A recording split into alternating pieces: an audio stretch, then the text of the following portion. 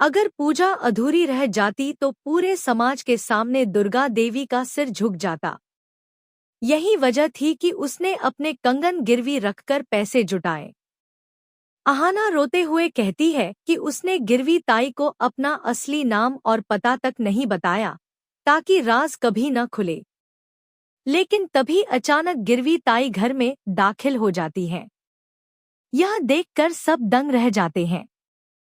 सब सोचते हैं, आखिर ताई को घर का पता कैसे चला। तभी गिरवी ताई सच उगल देती है कि उन्हें खुद अहाना ने ही यहाँ बुलाया था।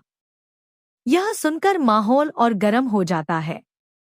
दुर्गा देवी का गुस्सा इस बार अहाना पर नहीं बल्कि पोटलू दादा पर टूट पड़ता है। वह कहती है, तुम्हें तो बस हमारे घर की बदनामी करनी है। तुम्हारी हरकतें इस घर को बर्बाद कर रही हैं। गिरवी ताई सबके सामने अहाना के पैसे वापस करती है और उसके कंगन उसे पहना देती है।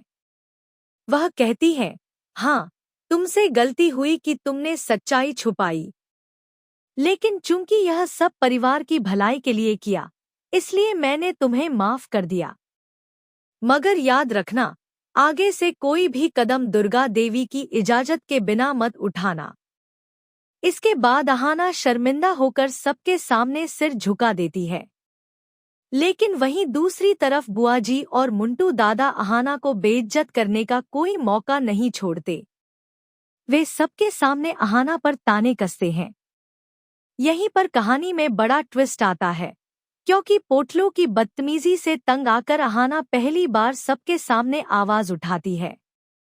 वह गुस्से में पोटलू की कॉलर पकड़ लेती है और कहती है, मैं चाहे कोई भी गलती कर चुकी हूँ, लेकिन तुम्हें कोई हक नहीं कि तुम मुझसे इस तरह बात करो। मैं आज की लड़की हूँ, चुप नहीं बैठूंगी। मैं अपने ऊपर कोई अत्याचार सहन नहीं करूंगी। यह सुनकर पूरा घर हैरान रह जाता है, क्योंकि आज तक किसी बहू ने पोटलू दादा को इस तरह जवाब नहीं दिया था। अहाना की यह हिम्मत देखकर पोटलू तिलमिला उठता है। उसे लगता है कि अहाना दिन ब दिन मजबूत होती जा रही है और अब पूरे परिवार के सामने उसकी इज्जत मिट्टी में मिल गई है। यही वजह है कि अब वह किसी भी तरह अहाना से बदला लेना चाहता है।